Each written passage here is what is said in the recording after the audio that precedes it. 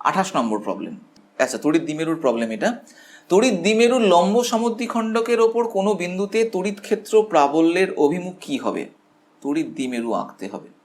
তাহলে এই একটা তড়িৎ দ্বিমেরু, এটা মাইনাস কিউ, এটা প্লাস কিউ। এখন তড়িৎ দ্বিমেরুর দ্বিমেরু ভ্রামক হয়, সেটা কোন দিকে হয়? আমরা জানি নেগেটিভ থেকে পজিটিভ দিকে হয় এবং তাকে পি দিয়ে ডিনোট করা হয়। এবার এখানে বলেছে তড়িৎ দ্বিমেরুর লম্ব সমদ্বিখণ্ডকের ওপর কোনো বিন্দুতে তড়িৎ প্রাবল্যের অভিমুখ কী হবে। তো আমি ধরো দ্বিমেরুর জন্য কোনো পয়েন্টে ইলেকট্রিক ফিল্ডের ফর্মুলাটা শিখিনি, না শিখেও অ্যান্সারটা করতে পারি, শিখেও পারবো, বাট না শিখেও পারি। কি করে পারি দেখো, প্লাস কিউ চার্জ থেকে ইলেকট্রিক ফিল্ড বাইরে বেরোয়, মাইনাস কিউতে প্রবেশ করে, এটা আমরা জানি। তাহলে এই তড়িৎ দ্বিমেরুর মধ্যে প্লাসও আছে মাইনাসও আছে, তাহলে ইলেকট্রিক ফিল্ড বাইরে বেরোলো প্লাস থেকে, মাইনাসে এসে প্রবেশ করলো। ঠিক আছে, আবার আরেকটা আঁকলাম ইলেকট্রিক ফিল্ড লাইন্সকে। তাহলে ইলেকট্রিক ফিল্ড লাইন্সগুলো দেখতে পাচ্ছি প্লাস থেকে বেরিয়ে মাইনাসের দিকে প্রবেশ করছে। তাহলে এর লম্ব সমদ্বিখণ্ডক তো হবে এটা। তাহলে এর ওপর কোনো বিন্দুতে এই পয়েন্টে ইলেকট্রিক ফিল্ডের ডিরেকশন কোন দিকে হচ্ছে? এইদিকে, মানে প্লাস থেকে মাইনাসের দিকে হচ্ছে। তার মানে পি যেদিকে তার অপোজিট ডিরেকশানে হচ্ছে। দেখো ফিল্ড লাইন্স থেকে তুমি এটা বলে দিতে পারলে। তাহলে কি পি এর বিপরীত দিকে হবে, পি এর বিপরীত দিক বরাবর। Option B is correct. Clear? এবার এটা যদি তুমি ফর্মুলা দিয়ে করতে চাইতে, হ্যাঁ ফর্মুলা দিয়েও করতে পারতে, কারণ এই দ্বিমেরুর অক্ষের ওপর কোনো পয়েন্টে ইলেকট্রিক ফিল্ডের ফর্মুলা যেটা হয় সেটা হয় E equals to 1/4πε0 2p by R cube. এবং এই লম্ব সমদ্বিখণ্ডকের ওপর কোনো বিন্দুতে ইলেকট্রিক ফিল্ডের মান হয় ই ইকুয়ালস টু, আচ্ছা ভেক্টরিক্যালি লিখছি, ইকুয়ালস টু, এটা আর ক্যাপ দিতে হতো, এটা হয়ে যেত -1/4πε0 P by R cube, R cap negative sign. তাহলে পি যেদিকে আছে তার অপোজিট ডিরেকশনকে নির্দেশ করছে, তাহলে ফর্মুলা থেকেও বলা যায়। ওকে, নেক্সট প্রবলেমে আমরা চলে যাব। পি দ্বিমেরু ভ্রামক বিশিষ্ট একটি তড়িৎ দ্বিমেরুকে ই প্রাবল্যের একটি তড়িৎ ক্ষেত্রে স্থাপন করলে তড়িৎ দ্বিমেরুর ওপর ক্রিয়াশীল টর্ক কী হবে? এটা তো একদম বইতে লেখাই আছে, tau equals to P cross E, একদম সহজ। অপশান বি ইজ কারেক্ট, এটা বোঝানোর কিছুই নেই। নেক্সট 30 নম্বর প্রবলেম। একটি তড়িৎ দ্বিমেরুকে একটি অসম তড়িৎ ক্ষেত্রে স্থাপন করা হলে তড়িৎ দ্বিমেরুর ওপর ক্রিয়া করে কি? আচ্ছা বেশ, অসম তড়িৎ ক্ষেত্র, সুষম যদি হতো তাহলে তো আমি এরকমভাবে আঁকতাম সমান্তরাল লাইন, কিন্তু অসম হওয়ার জন্য আমি লাইনগুলো এখন এরমভাবে আঁকছি, পরস্পর থেকে দূরে সরে যাচ্ছে, বুঝিয়ে দিচ্ছি। তো এরকম একটা জায়গার মধ্যে একটি তড়িৎ দ্বিমেরুকে এনে রাখলাম, এটা ধরো মাইনাস কিউ, এটা ধরো প্লাস কিউ। তাহলে ডাইপোল মোমেন্ট, তড়িৎ দ্বিমেরু ভ্রামক, সেটা নেগেটিভ থেকে পজিটিভের দিকে এই ডিরেকশানে। এবার এই তড়িৎ দ্বিমেরুর ওপর ফোর্স কাজ করবে। ফোর্স কিরকম কাজ করবে? আচ্ছা যদি এখানে রাখতাম তাহলে কি কাজ করতো, একটু কনসেপ্টটা বোঝার জন্য আমি বলছি ব্যাপারটাকে। তো এই চার্জটাকে এখানে রেখেছি, এটা প্লাস কিউ, এটা মাইনাস কিউ। তো যেহেতু এটা সুষম তড়িৎ ক্ষেত্র, তার মানে ইলেকট্রিক ফিল্ডের মান সমস্ত জায়গায় এখানে সমান এবং তার অভিমুখও সমান। তাহলে এই প্লাস কিউয়ের ওপর যে ফোর্স কাজ করতো, ইলেকট্রিক ফোর্স, সেটা কি হতো? Q into E. এই জায়গায় যে ফোর্স কাজ করতো সেটা কি হতো? Q into E, but direction opposite হতো, বিকজ এখানে নেগেটিভ চার্জ বলে। তাহলে ফোর্সের মান দুটো তো সমান, তাহলে রেজাল্টেন্ট ফোর্স 0 হতো, লব্ধি বল 0 হতো, কারণ ওভারঅল সিস্টেমের ওপর দুটো ফোর্স কাজ করছে, Q E and Q E, এবং দুটো অপোজিট দিকে কাজ করছে, তার ফলে রেজাল্টেন্ট ফোর্স 0, বাট দুটো ডিফারেন্ট পয়েন্টে কাজ করছে, তাই রেজাল্টেন্ট টর্ক থাকতো, রেজাল্টেন্ট ফোর্স 0 হতো। ওকে, এবার এক্ষেত্রে যেহেতু অসম তড়িৎ ক্ষেত্র, তাহলে ইলেকট্রিক ফিল্ডের মান বিভিন্ন পয়েন্টে সমান নয়, আলাদা আলাদা। তাহলে এই পয়েন্টে ইলেকট্রিক ফিল্ডের মান যদি E1 বলি, এই পয়েন্টে E2 বলি, তাহলে এই চার্জের ওপর এই পয়েন্টে যে ফোর্স কাজ করতো সেটা হচ্ছে QE1, এই পয়েন্টে যেটা কাজ করতো সেটা QE2, নেগেটিভের জন্য অপোজিট ডিরেকশন হয়েছে, বাট ইলেকট্রিক ফিল্ডের মানগুলো সমান না হওয়ার জন্য ইলেকট্রিক ফোর্সগুলোও সমান নয়, ফলে রেজাল্টেন্ট ফোর্স এই সিস্টেমটার ওপর 0 কখনোই হবে না। এবং ফোর্সগুলো দুটো ডিফারেন্ট পয়েন্টে কাজ করছে, ফলে টর্কও থাকবে, ফলে এই তড়িৎ দ্বিমেরুর ওপর লব্ধি বলও থাকবে, লব্ধি টর্কও থাকবে। কিন্তু সুষম তড়িৎ ক্ষেত্রে ওই লব্ধি বলটা ছিল না, শুধুমাত্র লব্ধি টর্ক ছিল। তাহলে এখানে কি বলেছে, ওপর তড়িৎ দ্বিমেরুর উপর ক্রিয়া করবে একটি বল কিন্তু কোনো টর্ক নয়, না একটি টর্ক কিন্তু কোনো বল নয়, না একটি বল ও একটি টর্ক, হ্যাঁ এটা দুটোই হবে, বল ও টর্ক কোনোটি, এটা তো হবে না। একটি বল এবং একটি টর্ক দুটোই কাজ করছে। ওকে, কনসেপ্টটা ভালো করে বুঝতে পারলে, যেহেতু ইলেকট্রিক ফিল্ডের মান বিভিন্ন পয়েন্টে বিভিন্ন, তার জন্য রেজাল্টেন্ট ফোর্সটা এখানে 0 হলো না। ওকে, নেক্সট প্রবলেমে আমরা চলে যাব। 31 নম্বর প্রবলেম। একটি তড়িৎ দ্বিমেরুর অক্ষীয় অবস্থানে রাখা একটি আধানের ওপর এফ বল প্রযুক্ত হয়, দূরত্ব দ্বিগুণ হলে বল কত হবে? তো এখানে ফর্মুলাটাকে কাজে লাগাতে হবে। তো এই হচ্ছে একটা তড়িৎ দ্বিমেরু মাইনাস কিউ, এটাকে প্লাস কিউ বলছি। তড়িৎ দ্বিমেরু ভ্রামকটা এদিকে। এবার ওর অক্ষের ওপর একটা পয়েন্ট কোনো অবস্থানে, ধরলাম এই পয়েন্টে, যেটা সেন্টার থেকে স্মল আর ডিস্টেন্সে আছে, এই পয়েন্টে একটা চার্জকে রাখা হলো এবং তার উপর যে ফোর্স কাজ করলো সেই ফোর্সটা এফ। বেশ, ঠিক আছে, এফ ফোর্স কাজ করছে। এরপর ওই চার্জটাকে 2r দূরত্বে নিয়ে যাওয়া হলো। তাহলে এই পয়েন্টে যখন আসবে তখন যে ফোর্স কাজ করবে সেটা কত বার করতে হবে। ওকে, নো প্রবলেম। তো আমি লিখতে পারি কি, এই পয়েন্টে ইলেকট্রিক ফিল্ড কত, এটাকে আমি 1 নাম্বার পয়েন্ট বলছি। এই পয়েন্টে ইলেকট্রিক ফিল্ড E1 যদি বলি, তাহলে 1/4πε0 2p/r3, এটা আমরা জানি। তো এখানে ডিস্টেন্সটা ভ্যারি করছে, বাকি কোনো পার্ট তো ভ্যারি করছে না, তাহলে এই 2p/4πε0 এটাকে পুরোটাকে কনস্ট্যান্ট বলতে পারি। তাহলে এটাকে constant K divided by r3 এটা বললাম, ঠিক আছে। এবং তাহলে এইখানে যদি আমি একটা চার্জ এনে রাখতাম কিউ, তাহলে তার ওপর যে ফোর্স কাজ করতো সেই ফোর্স F1, সেটা এখানে F বলে দিয়েছে। তাহলে F ইকুয়ালস টু ওই charge Q into E1, that is constant K Q divided by r3। এবার এই চার্জটাকেই আমি এখন 2r ডিস্টেন্সে নিয়ে গেছি, তার ফলে এখন যে ফোর্স কাজ করছে সেটা F ড্যাশ হচ্ছে, এবং ওই পয়েন্টে এই পয়েন্টটায় 2 নম্বর পয়েন্ট, এখানে ইলেকট্রিক ফিল্ডটা চেঞ্জ হয়ে যাবে। এখানে আর এর জায়গায় কি হয়ে যাবে, 2r তার হোল কিউব হয়ে যাচ্ছে।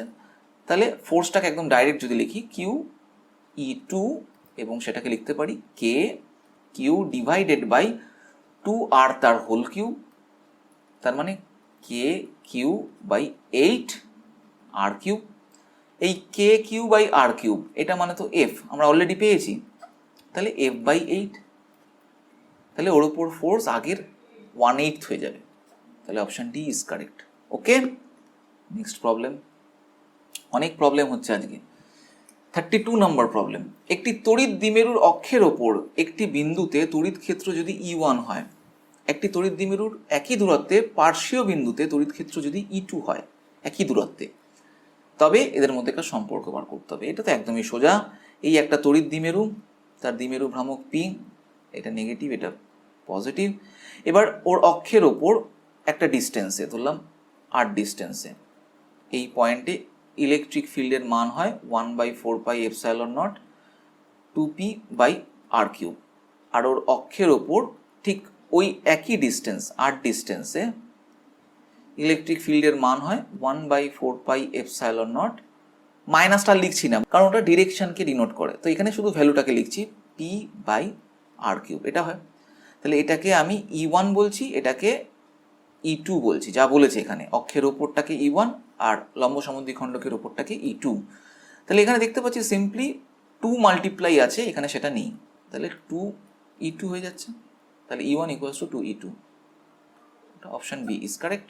ওকে, নেক্সট প্রবলেমে আমরা চলে যাব।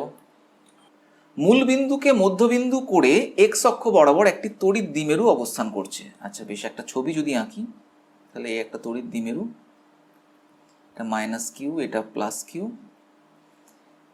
এইটাকে আমি এক্স অক্ষ বরাবর রাখলাম এবং ওর সেন্টারটাকে আমি অরিজিন করে ওয়াই অ্যাক্সিস ড্র করে নিলাম। তাহলে অরিজিনটা এখানে আছে।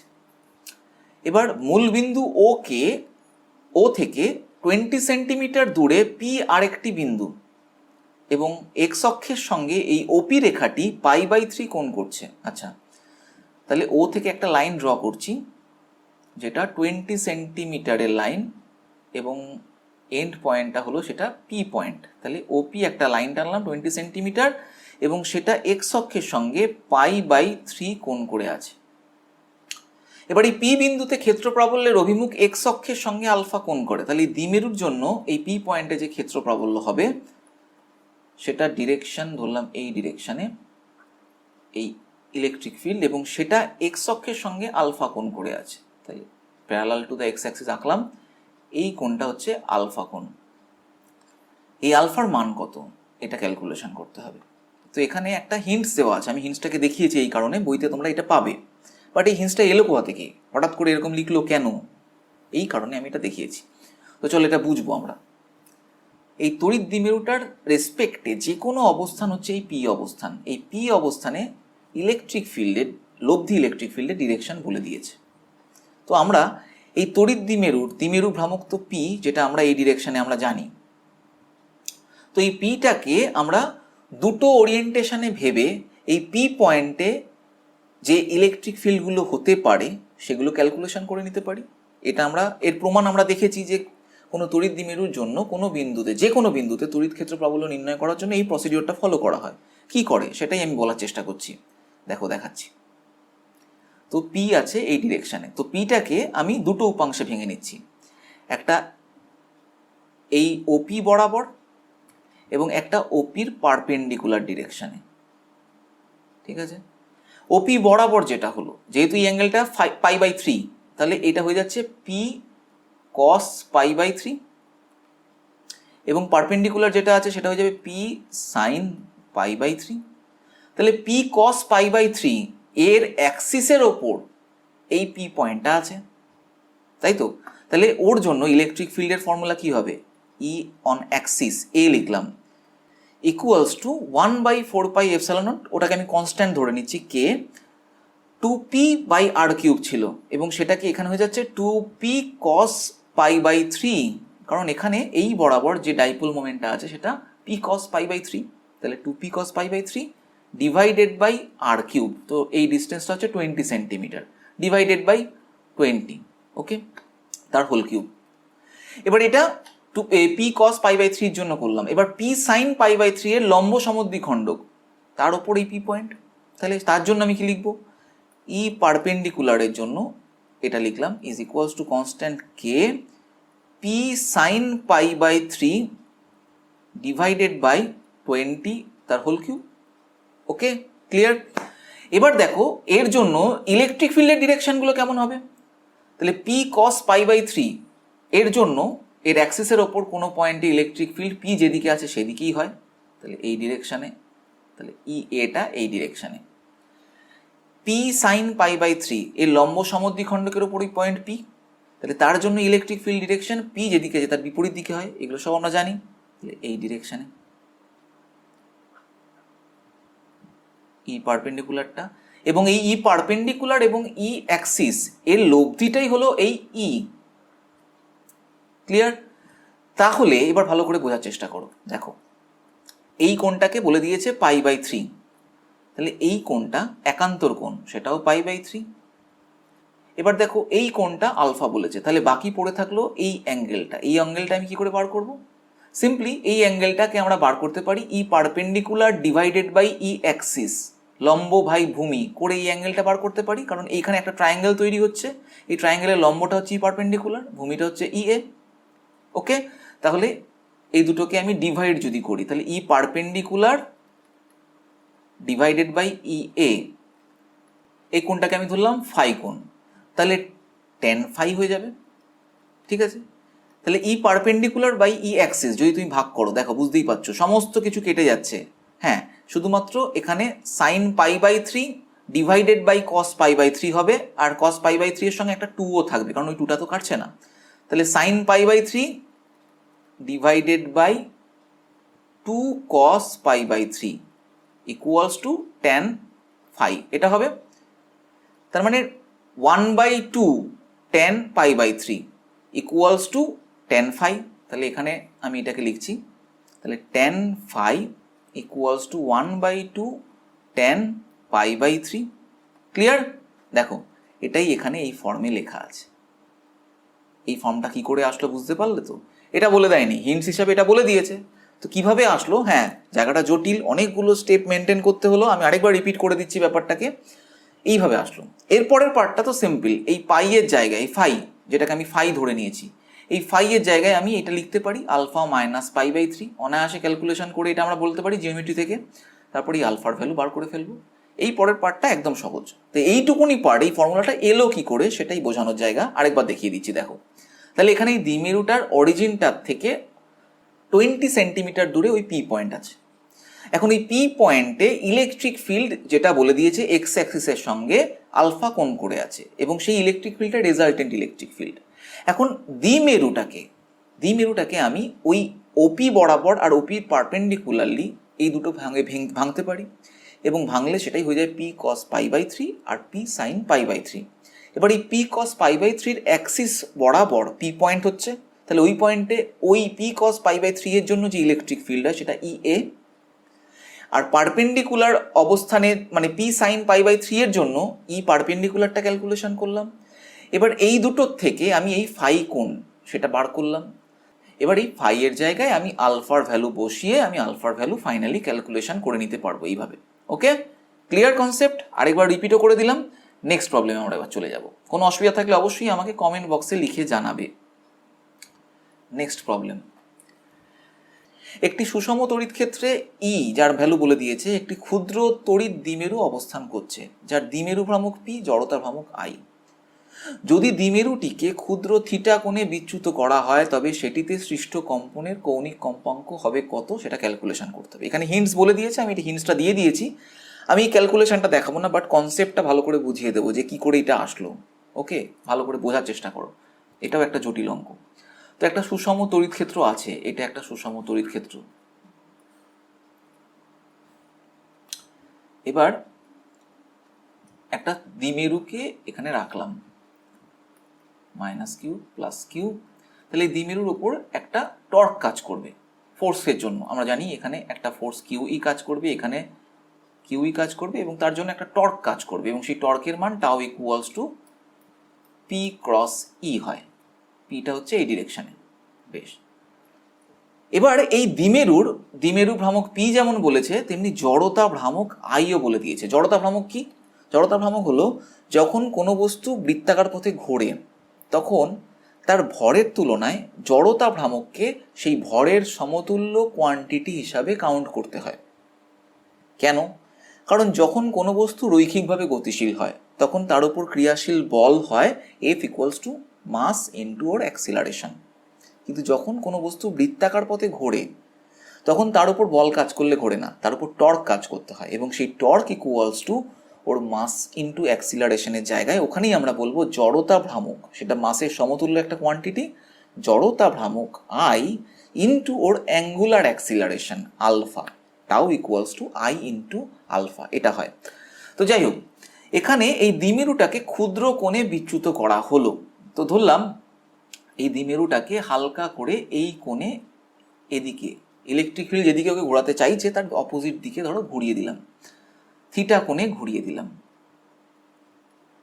ঠিক আছে, নিয়ে ছেড়ে দিলাম। তাহলে কি হবে না, ও একটা ভাইব্রেশনের মধ্যে চলে আসবে, একটা এরকম কম্পন হতে শুরু করবে।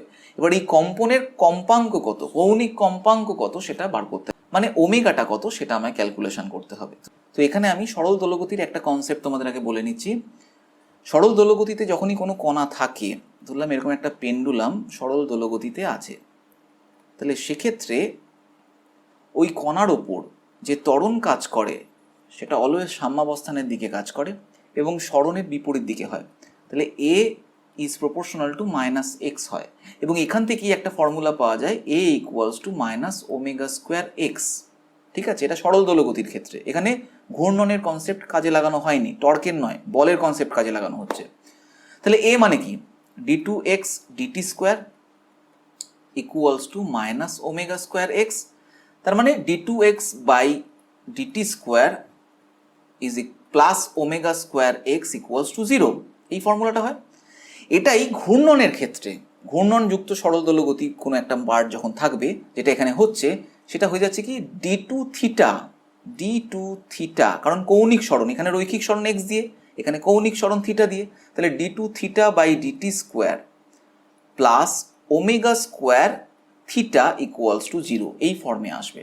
তাহলে এখানে ω² হচ্ছে এই পার্টটা PE/I, এটা। এবার এটাকে বুঝতেই পারছি এই ওমেগার ভ্যালুটাই বার করতে হবে, তাহলে ওমেগা ইকুয়ালস টু √PE/I হবে, সিম্পলি বুঝতে পারছি।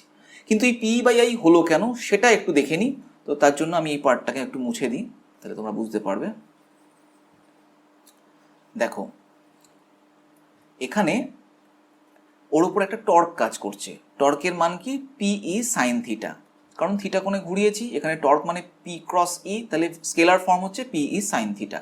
এবার থিটা কোণটা খুব ক্ষুদ্র, প্রথমেই বলে নিয়েছে ক্ষুদ্র কোণে ঘোরানো হলো, তাহলে থিটা ক্ষুদ্র হলো মানে সাইন থিটা খুব ক্ষুদ্র হলে থিটা হয়ে যায়, তাহলে পিই থিটা হয়ে গেল। ওর ওপর যে টর্ক কাজ করে, আমরা জানি torque equals to I into alpha, এটা আমরা জানি। এখন এক্ষেত্রে ওর ওপর যে প্রত্যানায়ক টর্কটা কাজ করবে সেটা ওই এক্সটার্নালি অ্যাপ্লাইড টর্ক, যেটা আমি এক্সটার্নালি অ্যাপ্লাই করেছি, তার বিপরীত দিকে যেটা ওকে ঘুরিয়ে আনতে সাহায্য করছে, তার মানে এটা ওর ত্বরণের বিপরীত দিকে, ব্যাপারটা এরকম হলো, তাই মাইনাস আই আলফা। তাহলে এটা কি আমরা লিখতে পারি minus I D two theta by DT square, কারণ আলফা হচ্ছে কৌণিক ত্বরণ, যেমন রৈখিক ত্বরণের ক্ষেত্রে D two X by DT square ছিল, তাহলে কৌণিক ত্বরণের ক্ষেত্রে D two theta by DT square, কারণ কৌণিক সরণ সেটা থিটা, রৈখিক সরণের মতন। ওকে, এটাই এখানে লেখা আছে।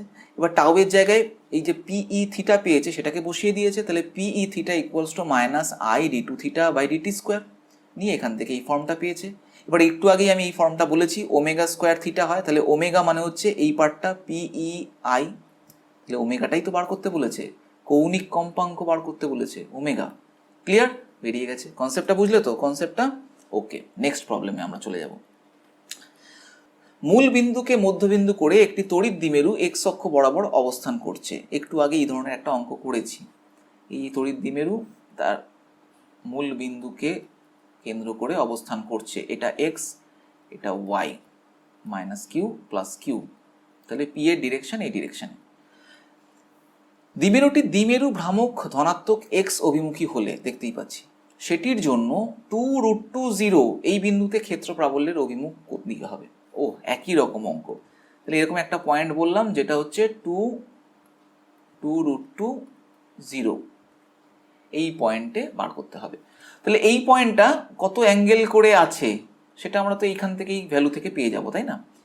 কারণ এই ডিস্টেন্সটা হচ্ছে 2, এই ডিস্টেন্সটা 2√2, জেড এখানে 0, তাহলে একটা 2 ডাইমেনশনাল প্লেনের ওপর এক্স ওয়াই প্লেনের ওপর আছে, তাহলে এই অ্যাঙ্গেলটা পেয়ে যাব। অ্যাঙ্গেলটা যেই পেয়ে যাব, তাহলে পি কস ওই অ্যাঙ্গেলটা, ধরলাম এই অ্যাঙ্গেলটা থিটা হলো, তাহলে পি কস ওই অ্যাঙ্গেলটা সেই বরাবর তার অক্ষের ওপর এই পয়েন্টে একটা ইলেকট্রিক ফিল্ড হবে, সেটা ইএ। এরপর এর পারপেন্ডিকুলারলে সেটা হলো পি সাইন থিটা, তার পারপেন্ডিকুলার অবস্থানে এই পয়েন্টটা আছে, তাহলে তার জন্য একটা এদিকে হবে, এবং এটাকে ই পারপেন্ডিকুলার বলবো, এবং এই দুটো লব্ধি বরাবর ইলেকট্রিক ফিল্ড অবস্থান করবে, তার মানে এই ফাই কোণটা আমি বার করব। তাহলে এখানে আমরা ওই tan phi equals to half tan theta, থিটাটা হচ্ছে এই অ্যাঙ্গেলটা, এটাকে দিয়ে ক্যালকুলেশন করতে পারবো, ফাইটা আমাকে বার করতে হবে, অনায়াসে করব। তাহলে এই থিটাটা ফার্স্টটাকে ক্যালকুলেশন করে নিতে হবে জিওমেট্রি থেকে, তো এর ওপর হিন্টস বলে দেওয়া আছে বইতে, আমি সেটা একটু দেখিয়ে তোমাদেরকে ব্যাপারটা বুঝিয়ে নিই। দেখো, ওকে, দেখো এই ফর্মুলাটাকে অ্যাপ্লাই করেছে, তো থিটা ফার্স্টটাকে ক্যালকুলেশন করছে কিভাবে, দেখো এই ডিস্টেন্সটা, হ্যাঁ এই যে 2√2 আর √2 এই পয়েন্টের স্থানাঙ্ক 2 আর 2√2, তাহলে ওয়াই বাই এক্স করে ট্যান থিটার ভ্যালু বার করে নিয়েছে, তো এখান থেকে আমরা থিটা পেয়ে যাবে, থিটার ভ্যালু বসিয়ে দিয়ে এখানে ফাই ক্যালকুলেশন করে নেবে, তাহলে এখানে দেখা যাচ্ছে ফাই এর অভিমুখ হয় প্লাস ওয়াই অক্ষ বরাবর, ঠিক আছে, এই ডিরেকশানে হচ্ছে। ইজিলি ব্যাপারটাকে বুঝতে পারলে, কনসেপ্টটা হচ্ছে আসল যে কী বা কারণে ওটা করে, এই যে tan phi equals to half tan theta, এটা কেন বসায়। তাহলে আজকে এই পর্যন্ত থাক, এর পরবর্তী ক্লাসে আমি গাউসীয় থিওরেমের উপর যে সমস্ত এমসিকিউগুলো আছে সেগুলোকে নিয়ে আলোচনা করব। আজকের ভিডিওটা কেমন লাগলো সেটা জানিয়ে অবশ্যই আমাকে কমেন্ট করো, যদি ভালো লাগে তাহলে লাইক ও শেয়ার করতে ভুলো না। যারা এখনও সাবস্ক্রাইব করনি তারা তাড়াতাড়ি অবশ্যই সাবস্ক্রাইব করে নাও। নেক্সট ভিডিওতে আবার দেখা হচ্ছে, এখনকার মতন এখানেই শেষ, টাটা।